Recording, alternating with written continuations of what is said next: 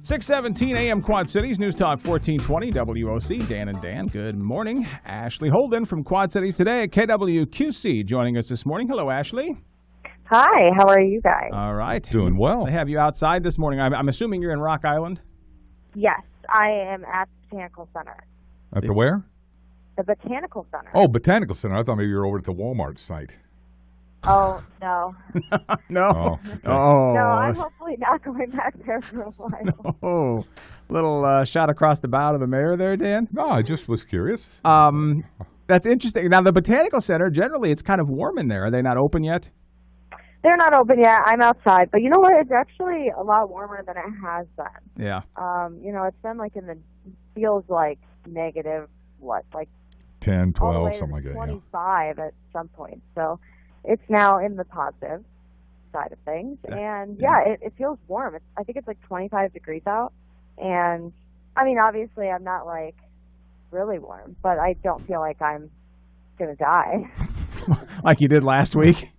Oh, yeah, like how I feel when I usually step out my door and sprint to my car. Yeah. All right. Nice. Yeah. Well, you're in Rock Island today at the Botanical Center, and the reason I think Mr. Kennedy brought up the mayor over there was because, well, I'm sorry, you brought up the Walmart, which I think was talking about the mayor, but today is the State of the City address for Rock Island, and this will be Dennis Pauley's final address.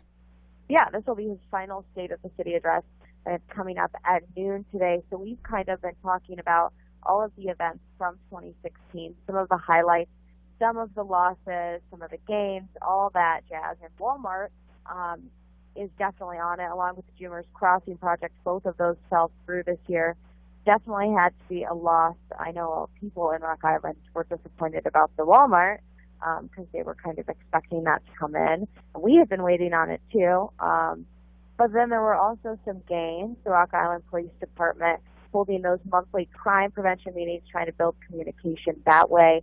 And just recently, actually last month, City Council approving a plan to equip all the patrol officers with body cameras. So that was another step forward, some highlights. But then that Walmart project falling through has to be kind of a bitter taste in a lot of people's mouths as they come into 2017.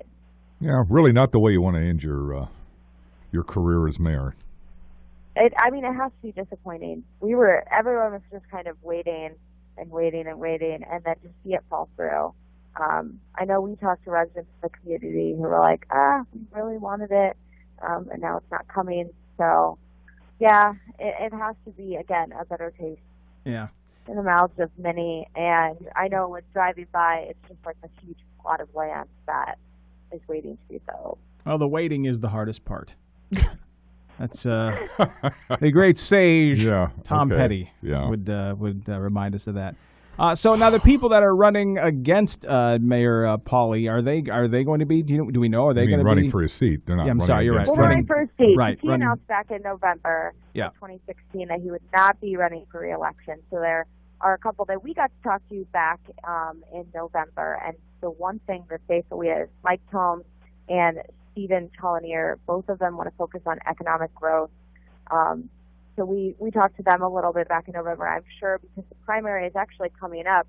It's kind of funny because we're all in holiday mode, and then we forget that some of these things are quickly approaching. The primary for the mayoral election in Rock Island is February 28th. So that is coming up. That's going to be here before we know it. I'm sure it'll feel like a couple days, and I'll be calling you guys about that. All right. But yeah, that's kind of been the focus. And it was interesting because when we talked to Mayor Pauley back in November, we talked to him about, his announcement to not run for re-election. We asked him about Walmart, and he said that was actually something that made him think about running again. But he decided not to, and he just feels like there's something that can go there, and there's a lot that can be done with that area. So he's not running for re-election, though, and we've already talked to a couple of candidates. I'm sure we'll be talking to more as this primary quickly approaches. Maybe world's biggest skate park.